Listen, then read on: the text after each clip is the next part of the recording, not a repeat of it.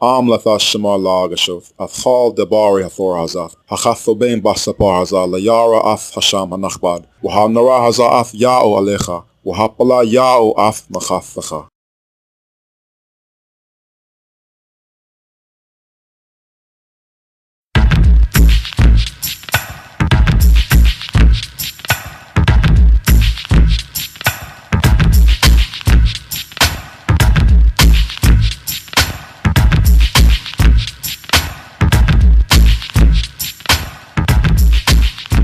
The Tetragrammaton. What is the correct pronunciation of God's proper name?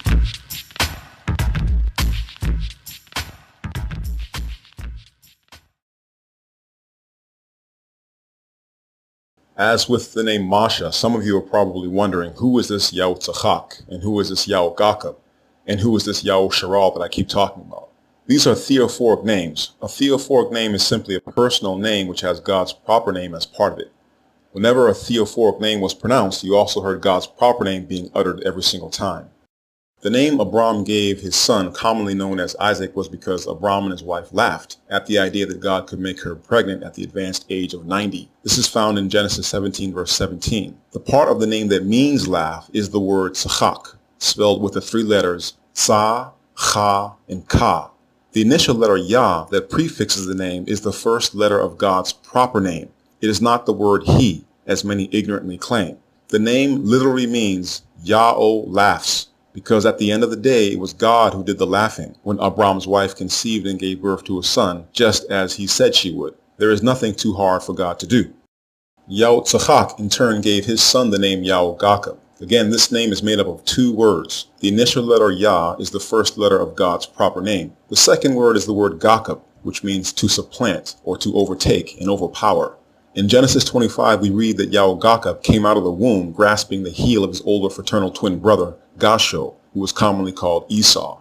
This was the first sign of prophecy given to the boy's parents in Genesis 25, verses 21 through 23, that the younger child would become a nation that would eventually become the master of the older son and his nation. The younger son's name means Yah-O supplants, because it is God who brings down Gasho and advances his younger brother ahead of him.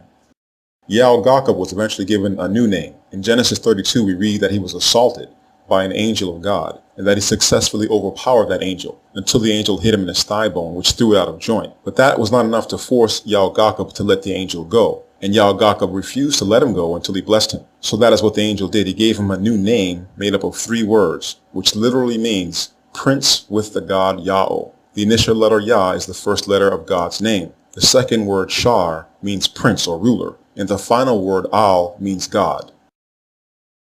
These names were too difficult to pronounce by people who only spoke Greek, and in many cases they are impossible to spell in Greek. But because they also have God's proper name in them, the converts who made the Greek translation of the Hebrew Bible called the LXX in Egypt around 200 BCE Hellenized these names to prevent God's name from being uttered. This superstition, which arose in Egypt among Hellenized Jewish converts, was later taken to the extreme by converts after the destruction of our nation by the Romans in 70 CE. The converts who were now the leaders of the Jewish community by the 2nd century CE prohibited the uttering of God's name. As for the Masoretic or rabbinic forms of these names, they lean heavily towards the Greek versions, but the Canaanite influence is also obvious. The E vowels in Yitzchak and Yisrael are pure Canaanite. These sounds are preserved by the Masoretic Hirik vowel point placed beneath the initial letter called Yod. The letter Ba is softened to V by lenition, which is alien to ancient Hebrew. This is Canaanite. There is no long O vowel in the name YAHWEH GOCC between the last two consonants. But to preserve the Canaanite dialect, the Masoretes placed the Holam vowel dot over the letter Kaf, so the O vowel is pronounced at this point. The letter Ga, which is commonly called Ayin, is an A vowel in this version of the name YAHWEH GOCC, but it is really a guttural. According to the rule, it is only a vowel marker when it is not the first letter of a Hebrew word. Turning this letter into an A vowel is also refuted by the scarab seals of YAHWEH GOCC Har. This Egyptian pharaoh had the same name as YAHWEH GOCC, and the forearm hieroglyph is used in the Egyptian spelling of his name, where the letter Ga is written in the Hebrew spelling. Egyptologists prefer to pronounce the king's name as Yaku, but this is only an educated guess. There are no vowel letters written in the Egyptian spelling, so we contend that the correct pronunciation of the unwritten vowels in the Egyptian name was YAHWEH GOCC. The letter Shah is altered to S by the Masoretic point placed above the letter on the left side. The letter is called Sin when this happens and not Shin. In these three Theophoric names, a diminutive or reduced spelling of God's name is used and not the full spelling with 4 letters. But in the Masoretic and Rabbinic tradition, it is forbidden to say God's name. Thus, all Theophoric names are deliberately mispronounced by the Masoretic vocalization system. This well-known superstition can be traced back no earlier than the 1st century CE in Egypt by the Hellenistic Jewish convert philosopher named Philo, who wrote that God's name is not to be pronounced. This is not a genuine Hebrew tradition. It is a late Hellenistic distortion of Hebraic customs, but it survives today in Rabbinic Jewish tradition. There are 4 diminutive forms of the Tetragrammaton. The Proto-Grammaton is the single letter Yah, and this is a prefix in personal names. The second diminutive form is the Deuterogrammaton letters Yah and Ha, and this is a prefix and a suffix in personal names. The third form is the Deuterogrammaton letters Yah and Wah, but this is only a prefix in personal names. The fourth diminutive form is a Trigammaton with the letters Yah, Ha, and Wah, and this is both a prefix and a suffix in personal names. Whenever a Hebrew child was born, the parents had the option of incorporating God's proper name into their child's name by choosing one of the 4 spelling forms listed here. These are not nicknames for God pronounced 8 or more different ways. All 4 of these spelling forms are pronounced the same way, Yah-oh. Now you're thinking to yourself, how is that possible, especially when the brother has been telling us that the only unwritten vowel in ancient Hebrew is the inherent A vowel. The reason is because this is no ordinary Hebrew word. This is God's proper name, and we are forbidden to alter it into a nickname like Tim for Timothy, or John for Jonathan, or Will for William. God's name is not like our names. We reduce the spelling of his name only when it is part of someone's personal name, and this is done out of respect. We never use the full spelling of God's name in our personal names. There are no such things as Yahu, Yeho, Yo, and Yah. These are not how we say God's proper name. They are only allusions imposed on ancient Hebrew by the Masoretic vowel pointing system. Now, there are many Hebrew camps who realize the Masoretic vocalizations are not genuine and not correct, so they've come up with their own ways of pronouncing these 4 diminutive forms, such as Yaha, and YAHWEH, and YAHWAH, and the list goes on and on. But these are all incorrect. The Most High does not have nicknames. He has titles, but not 8 million different ways to say his proper name. There is only one way to say his proper name, even when you are reducing the spelling of his name out of respect, because you are incorporating his name into a personal name for yourself or for your child. The full spelling of his name is never used in these instances. If you put the full spelling of God's proper name into your own name, you are committing blasphemy. That's why our forefathers were careful and used the diminutive spellings instead, but they did not alter the pronunciation of God's proper name. Let me repeat that. The spelling of God's proper name in personal names is always reduced to a shorter form, but its pronunciation is never altered. It must always be pronounced the way Moshe was told to say it. So what about the name Yah? The word Yah occurs 49 different times in the Hebrew Bible. It is not a proper name. It is a title used exclusively by the Most High God, and it means eternal. It is not an abbreviation. It is not a nickname. If it were either of these, it would not be prefixed to God's proper name. To prove this point, let's look at the book of Yeshayahu, which everyone calls Isaiah, chapter 12, verse 2, but in the Hebrew. Hana al Ya'ashoai the apatach wa al apachad chegaze wa zamrath ya ya'o wa ya'e le la yashoai. Behold, God is my salvation. I will trust and not be afraid. For the eternal Ya'o is my strength and my song, and has become salvation to me. Therefore, if someone tells you that Yah is another proper name for God, or that it's just an abbreviation of his 4-lettered name, you have to tell them that's false, and then point them to Yeshayahu, who was called Isaiah, chapter 12 and verse 2, and ask them to explain what would be a redundancy if what they were saying is true. Yah is a title and not a proper name, but only the Most High can use this title, just like only one person can have the title POTUS. God has many titles, such as A'eh, which means I will be, and Adonai, which means Lord or Master, and Elohim, which means God, but he only has one proper name, and that proper name can only be pronounced one way.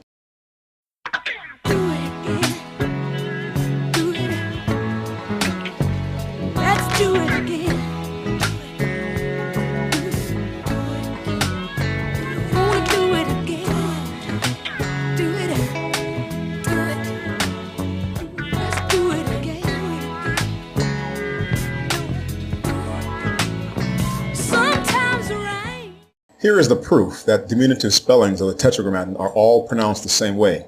They are not contradictory pronunciations, as the pointed Masoretic Hebrew text would have you believe. An Assyrian inscription of the 8th century BCE by the king Tiglath-Pileser III describes the tribute paid to him by the Hebrew king Ahaz and other kings of the area. We learn from this text that the real name of Ahaz was not Ahaz. He shortened his name to Ahaz by removing the Theophoric element at the beginning of his name. However, the Assyrian scribes used the king's full name when recording his submission to Tiglath-Pileser III. The Akkadian language uses the cuneiform script, which is written with an instrument called the stylus. The first sign that the Assyrian scribes used to write the name of Ahaz is the sign IA, which produces the syllable Yah. The next sign, which I have colored in red, is an O vowel, but Akkadian does not have this sound in their language, so they use the sign AU, or the U sign, for this vowel. The king's name and the name of his country, which is the second word in the cuneiform text, both begin with the name Ya'o. So what we have in this text is the phrase YAHWEH of Yahudah, or to say it correctly in Hebrew, YAHWEH of Yahudah. Ahaz was one of the worst, if not the worst, kings in our history. He rejected God and worshipped false gods. So it is not surprising to learn that he deleted God's name from his name. But when he became a slave of the king of Assyria, the Assyrians evidently demanded that he use his real name when paying his tribute to Tiglath-Pileser III. Notice that the letter Ha in God's name is silent. If the Assyrians had heard this letter when the name was pronounced by Hebrews, the Assyrian scribes had an H sign for this. So the fact that they did not write the H sign in the name is proof that you don't hear it. Thus, the correct pronunciation of the diminutive form Yah, Ha, and Wah is not Yeho, as mandated by Masoretic Hebrew whenever the Tetragrammaton is the prefix of a personal name. We can also rule out YAHWEH. The Assyrians did not hear an H sound in this name. The Assyrians also did not hear the sound W. The letter Wah in this name is not the consonant, it is the vowel marker, and the vowel that was heard was the long O vowel. Yahweh is also out the window, as with Yahweh. The Assyrians heard Ya'o when God's name was uttered by our forefathers.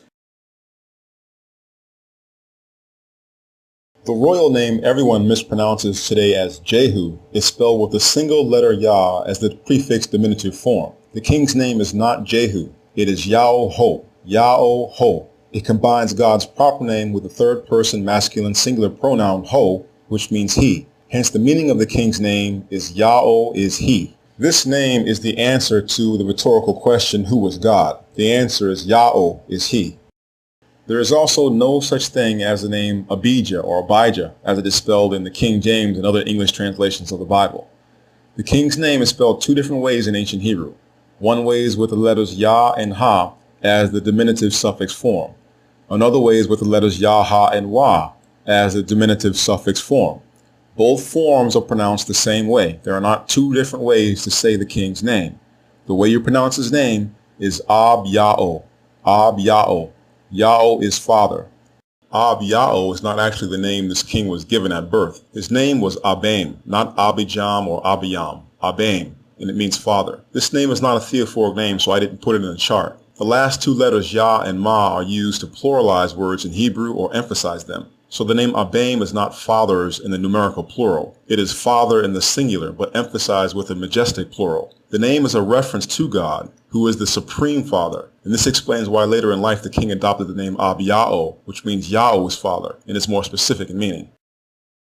The name of the prophet everyone mispronounces as Jeremiah is spelled two different ways in ancient Hebrew. The first way is with the letters Yah and Ha as the suffix form. The second way is with the three letters Yah, Ha, and Wah as the suffix form. Both forms are pronounced the same way. There are not two different ways to say the prophet's name. The way you say his name is Yaram Ya'o, Yaram Ya'o, and the meaning is Ya'o will lift.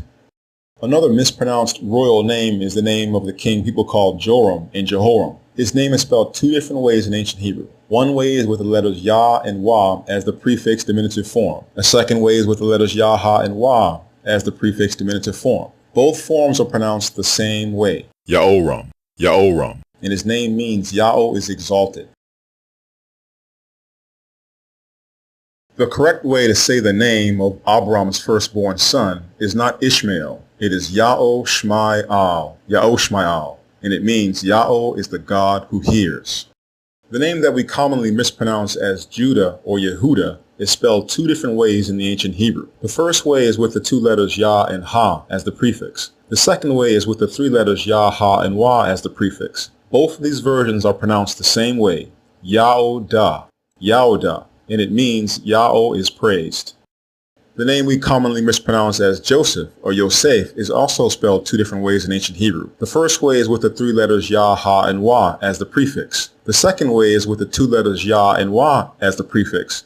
Again, both versions are pronounced the same way, Yahosap, Yahosap, and it means Yahweh added. There is also no such thing as the name Joahaz or Yehoahaz or Jehoahaz. This name is spelled two different ways in ancient Hebrew. One way is with the letters Yah and Wah as the prefix diminutive form. Another way is with the letters Yah, Ha, and Wah as the prefix diminutive form. Both forms are pronounced the same way, Yahoahaz, Yahoahaz, and it means Yahweh takes. There is no such thing as the name Joab. This name is spelled in Hebrew with the letters Yah and Wah as the prefix diminutive form, but the way you pronounce it is not Joab. It is Yahoab, Yahoab. Yahweh is Father. The name of our great king that everyone mispronounces today as Hezekiah is also spelled more than one way in ancient Hebrew. One way is with the letters Yah and Ha as the suffix form. Another way is with the letters Yah, Ha, and Wah as the suffix form. Both forms are pronounced the same way. There are not two or three different ways to say these forms. The way you pronounce the king's name is Chazak Yahweh, Chazak Yahweh, and it means Yahweh is strong. There is a third way to spell the king's name, and that is with the letters Yah, Ha, and Wah as the diminutive suffix form, but also his name is prefixed with the letter Yah. This letter Yah is turning the word Chazak, which means strong, into a verb in the future tense. So what the king's name means in this case is Yahweh will be strong, and the way you pronounce it is Yachazak Yahweh, Yachazak Yahweh, Yahweh will be strong. The name almost everyone mispronounces today as Jesus, or Yeshua, or Yehoshua, or Joshua, or Yahawah, and the list goes on, is also spelled two different ways in ancient Hebrew. One way is with the single letter Yah as the prefix. Another way is with the three letters Yah, Ha, and Wah as the prefix. Now the first version is not pronounced Yeshua. It is pronounced Yaho-Sho-I, Yaho-Sho-I, and it means Yahweh is salvation. The second version is not pronounced Yehoshua or Joshua. It is pronounced Yahushai, Yahushai, and it also means Yahweh is salvation. The root verb in both versions of the name is Yashai, and it is spelled with the three letters Yah, Shah, and Ga. The letter Ga is a long I vowel here and not the guttural consonant because it is not the first letter of the word. So we pronounce the verb as Yashai. This verb is also the first part of Isaiah's name, so we pronounce his name as Yashai Yahweh, which means Yahweh saves, because the verb Yashai means to save. Now you can change the verb into the noun salvation, and the way we do that in Hebrew is by inserting the letter Wah between the last two letters of the root verb. When we add the letter Wah, the pronunciation changes to Yah-Sho-I. This is how you say the noun salvation. We need to make this point very clear. The noun salvation is not a proper name. The word Yahshua or Yeshua, as is mispronounced, cannot be a personal name unless the person is suffering from delusions of grandeur. Only the Most High God is salvation. So when you see this word and it is actually being used as a personal name, it is not pronounced Yahshua. It is pronounced Yaho-Shoai, and the person who is salvation is immediately identified by name. Yahweh is salvation. The initial letter Yah then becomes the Proto-Grammaton prefix, and we do not pronounce diminutive forms of the Tetragrammaton according to their spelling. Whenever a diminutive form appears in a personal name, we pronounce God's name correctly. We do not alter it into a nickname. Another way that we turn the verb Yashai into a noun within a personal name is by dropping the initial letter Yah and adding the letters Ha and Wah. This creates the name Hoshai, which is another short nominal sentence. The name means He is salvation, and it is the answer to the rhetorical question, who is God? This name provides the answer. He is salvation. The word Ho is a third person masculine singular pronoun, which means he in English, but it is written here in the short form. The complete or long form is spelled Ha, Wah, and Ah, and the terminal letter Ah is silent because this is a masculine word. Hoshai was the original name of Masha's right-hand man and chief minister, but Masha later changed his name by adding the letter Yah at the beginning. This changed the word Ho into the Trigammaton Yah, Ha, and Wah, which is a diminutive spelling of God's proper name. So now the way you pronounce Hoshai's name is not Yahawah, not Yahushai, not Yehoshua, etc. It is Yahoshai, Yahoshai. This is another nominal sentence, but more specific and direct in its meaning. It means Yahweh is salvation. Allah Shemothan Hashem Masha Shalach Masha Lato'ath Ha'aratz Wayakar Masha Lahoshai Ban Non Yahushai. These are the names of the men which Masha sent to spy the land, and Masha called Hoshai, the son of Non, Yahushai. Numbers 13 and 16. This form of the name is the most common and the most important. It occurs over 200 times in the Hebrew Bible, and it was most likely this version that was given to you-know-who at birth. The first version we looked at only occurs 29 times, and these are all found in the later books of the Hebrew Bible. But because the converts in Egypt who made the Greek translation of the Hebrew Bible called the LXX around 200 BCE were believers in the superstition that God's name should not be uttered, they Hellenized both versions of this name and changed their pronunciation into Jesus in Greek, so God's name is not heard when the names are uttered in Greek. This Greek form Jesus eventually became anglicized as Jesus. I again must stress that the noun Yahshua, which is mispronounced Yeshua, is not a personal name, and it is not the name Jesus could have been given at birth, because it would have offended everyone in the community where he was raised. None of his own people would have called him by this word, because only the Most High God can be called the noun salvation. So his name was either Yahushua, which is the first version we looked at, or his name was the standard, most common version, Yahushai, both of which mean the same thing. Yahweh is salvation.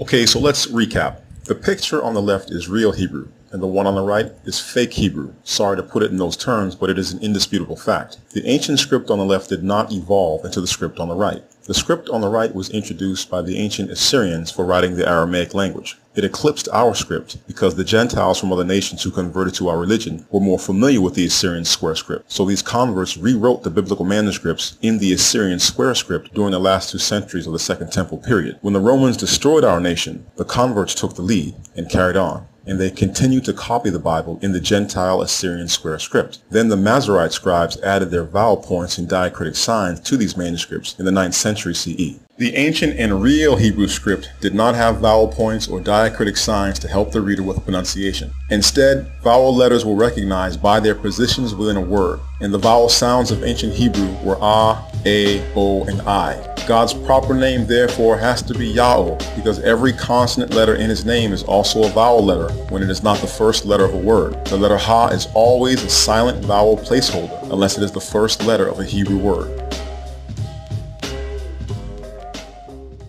You've seen this graphic a few times already in the video, so let me say a few words about it. Masha was not kidding when he wrote that God speaks Hebrew, and this was the language he imparted to Adam. This is the language that survived the global flood, and it survived the Tower of Babel among Gahbar and his descendants. The language was named after Gahbar for this reason. It has no precursor, and its script preceded the Egyptian hieroglyphs. These are fantastic claims, but they are the claims made by Masha in the Torah. You either believe them or you don't. King Hezekiah believed them. This graphic is a picture of his royal seal. The script reads, Hezekiah, Achaz Malach Yehudah. Translated into English, this is belonging to Hezekiah, son of Achaz, king of Yehudah.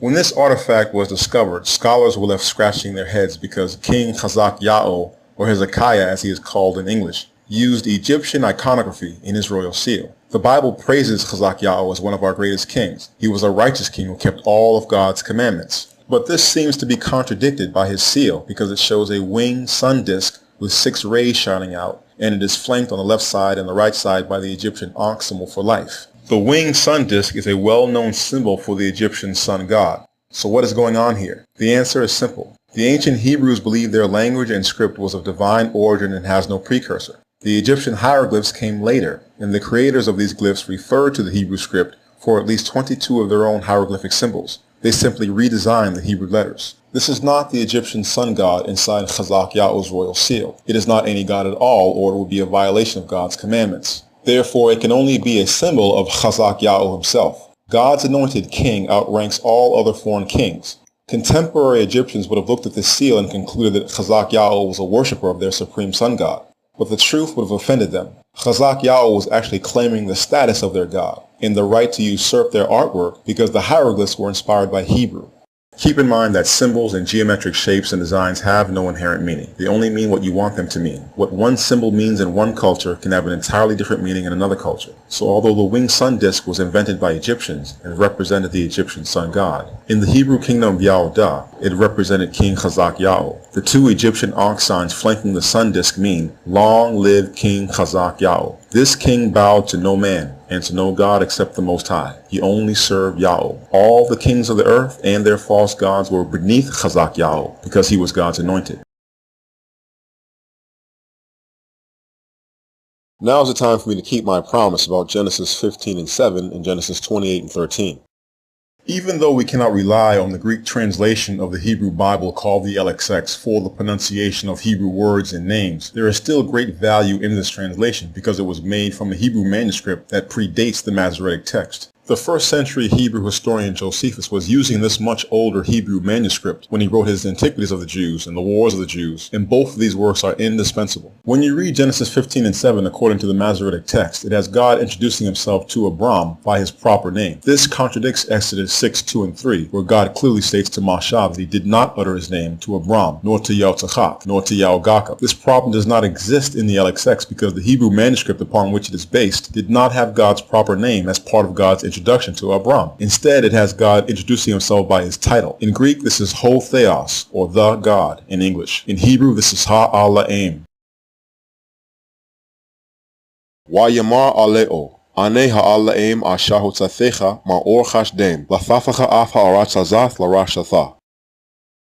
Hence, the Masoretic text needs to be corrected here by the older Hebrew manuscript that was used to make the LXX. God told Abram in Genesis 15 and 7 that he is the God, Ha-Allah-Aim, who brought him from Mesopotamia to inherit the land of Canaan, but he did not utter his proper name during this conversation.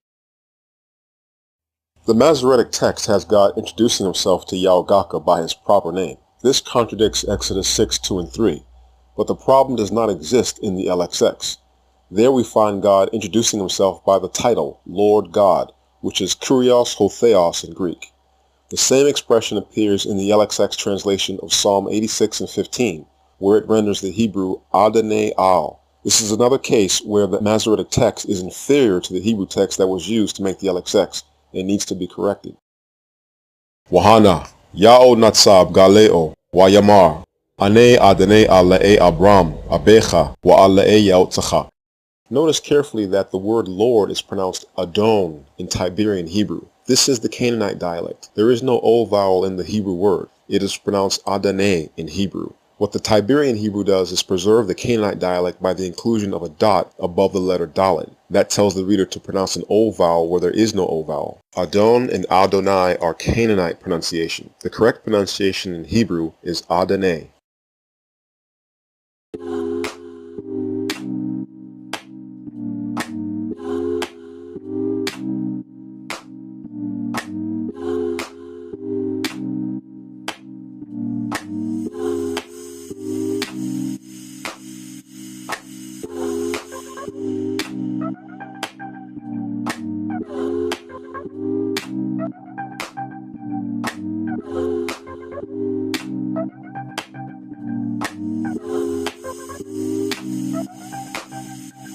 Pharaoh Amenhotep III was king of the Egyptian New Kingdom 133 years after Mashah led our people out of Egypt in the Exodus. But why is this relevant to the discussion? It's relevant because Amenhotep III commissioned an inscription to be made in one of his temples in the Sudan region. And in this monument, the proper name of God is recorded in hieroglyphic text. In other words, Amenhotep III had this inscription made not that long after God told Mashah how his proper name is supposed to be pronounced. And some of those second-generation Hebrews who left Egypt in the Exodus were living at this time. This means Amenhotep III's inscription is a witness to how these second-generation Exodus Hebrews were pronouncing God's proper name.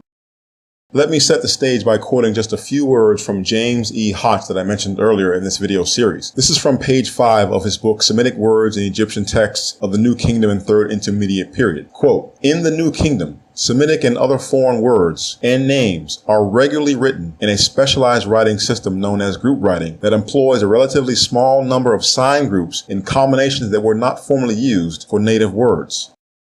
The image on the left is the fragment of a toponym list or topographical list of Amenhotep III. This is a list of places and peoples outside of Egypt that pharaohs claim were under their political control. In the picture you can see a woolly-haired bearded man with both arms tied behind his back just above his elbows, symbolizing a subject or a captive. Below the man's waist is a name ring with hieroglyphic text carved inside. This identifies the man and where he comes from. Except for the lower left corner, which is broken away, the name ring and its text are very well preserved. The first glyph at the top is the biliteral sign Ta, depicted as a horizontal strip of land. Accordingly, this glyph is the word for land or country. The second glyph beneath the Ta sign is the biliteral sign Sha, depicted as a pool with lotus flowers. The third glyph and the fourth glyphs form a group. The first glyph is the sedge plant, which is the biliteral sign Su. The next glyph is the quail chick. This glyph is normally the consonant W, but it is used here as a U vowel in group writing. The pronunciation of these four glyphs is therefore Ta Sha Su, Ta Sha Su, which means land of the Shasu. Now, there was no such people called the Shasu. This name is not the name of a people. It simply describes the nomads living in Canaan next door to Egypt. The next word is the name of a foreign deity not worshipped in Egypt. The double Re glyph is the consonant Y, and the shelter glyph is the uniliteral sign H. This group forms the syllable Yah. The next two glyphs form another group. These are the lasso glyph and the quail chick glyph. This group is the final syllable in the deity name. These glyphs are written together to indicate the presence of a diphthong, which is vocalized as a long vowel. There is only one vowel possible for this particular group, and that is a long O vowel. The lasso glyph is the glyph used by Egyptians for this sound when they wrote the foreign names Ptolemy and Cleopatra in hieroglyphic text. If the name was pronounced Ya'u, you would not need to write the lasso glyph plus the quail chick group. You would just end the name with the quail chick by itself. So the name has to be pronounced Ya'o. The Egyptian text reads in full, land of the nomads of Ya'o. This is clearly a reference to our people in Canaan, and Ya'o is what the Egyptians heard when our people uttered God's proper name. Now, for those of you who think it's not important to know God's name or to know how to say it correctly, let's turn to the book of YAHWEH, chapter 2, verse 32. The prophet's name is YAHWEH, not Joel, and it means Ya'o is God. Chapter 2, verse 32 reads in the Hebrew, YAHWEH AHAYAH b'sham Ya'o yamlat, Bahar Tseon, Waba Yerushalayim, Va'e Palatecha Ashar Amar Ya'o, Waba Sharei Dame Ashar Ya'o Kar. In English, and it shall come to pass, whoever will call upon the name Ya'o will be delivered. For in Mount Seon and in Yerushalayim will be deliverance, as Ya'o has said, and in the remnant who Ya'o calls. If knowing how to say God's name is not important, then we have a major problem, and this prophet has just lied. Because according to this prophet, calling upon the name Ya'o is what will save people. So what this text is telling us is that the day is coming when God's people, God's chosen people, will begin to call him by his correct name. In Mount Seon and in Yerushalayim, which are mispronounced as Zion and Jerusalem, will be deliverance, as Yahweh has said. And in the remnant who Yahweh calls, the remnant whom Yahweh calls is his people. Now you could say, no, the prophet is not lying. You're just saying his name wrong. You're supposed to say Jesus. Are you supposed to say Yahweh? Are you supposed to say Yahu? Are you supposed to say Yahweh? Are you supposed to say Yahawah? Are you supposed to say Ahayah? Are you supposed to say Yahweh? Are you supposed to say Jehovah? Are you supposed to say Yahweh? But not according to the people who, when they heard the name Ya'o, they were terrified.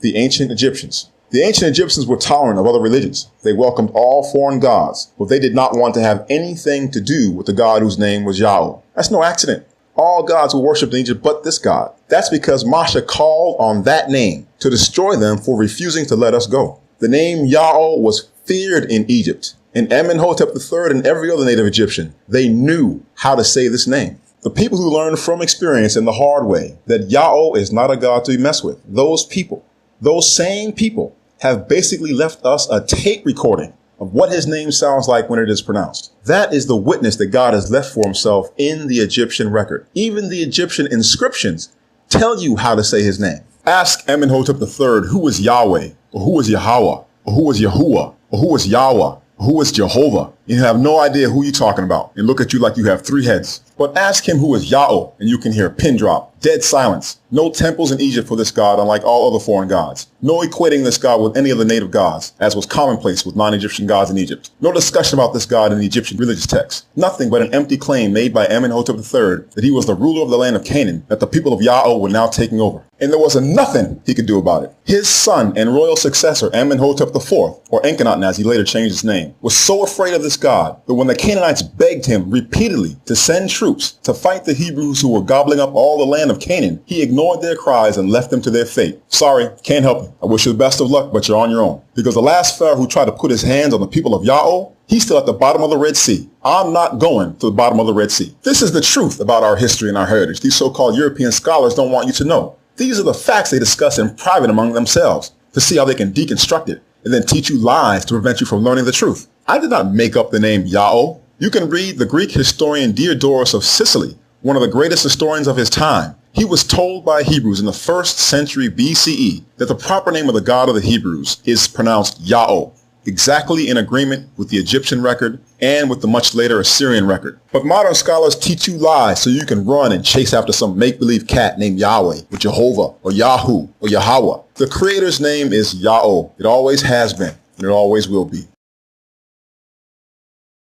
Now let's turn to the book of Zechariah, mispronounced as Zechariah, chapter 14 and verse 9. YAHWEH AHAYAH GOCC ha'aretz, bayom haho YAHWEH AHAYAH wa shamo echad.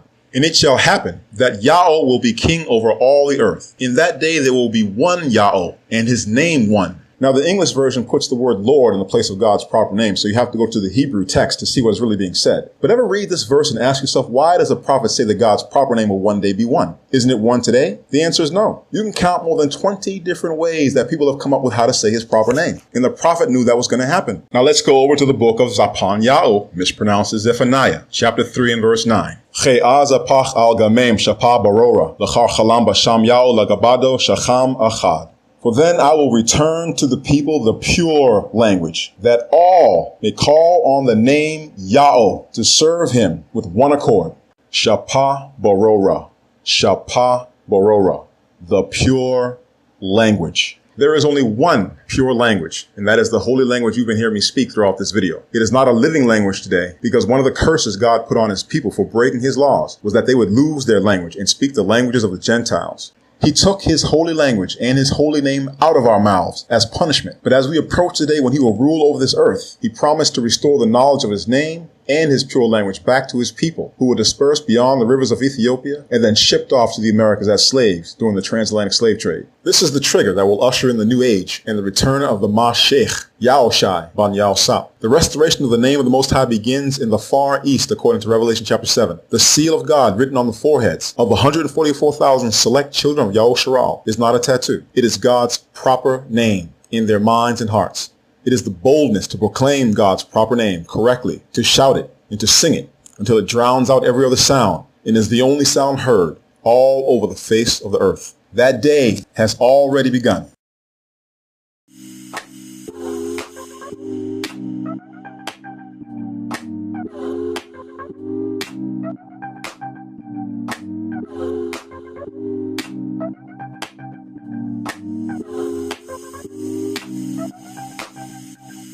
This video series was put together in the Far East and is intended primarily but not exclusively for the tribes of Yahusharal that were sent to Egypt in slave ships according to the prophecy of Masha. To the tribe of Rauban, to the tribe of Shamayon, to the tribe of Loe, to the tribe of Yaudah, to the tribe of Dan, to the tribe of Naphtali, to the tribe of Gad, to the tribe of Ashar, to the tribe of Yashshachar, to the tribe of Zabalon, to the tribe of Aparim, to the tribe of Manasseh, to the tribe of Banyamin, Baruch Yahweh Ahayah Yahusharal, Magolam wa Gad Hagolam, Aman wa Aman.